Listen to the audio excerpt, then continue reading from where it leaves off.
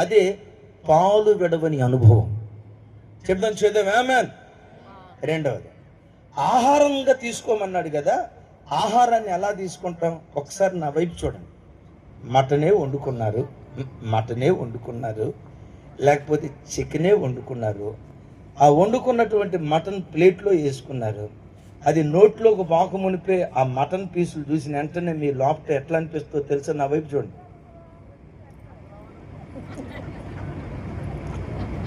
నవలకు మునిపే మా ఊరు నవిలేస్తాడు. అవునంటారా కాదంటారా? మా తల్లి ఎంత చక్కగా చెప్తున్నా. ఎవరైనా ఆ మాంసం ముక్కలు నవిలేటప్పుడు నిద్రపోతా మాంసం ముక్కలు నవ్వులుతారా? ఏమండి, ఒక్కొక్క ముక్క ఆస్వాదిస్తా అంట.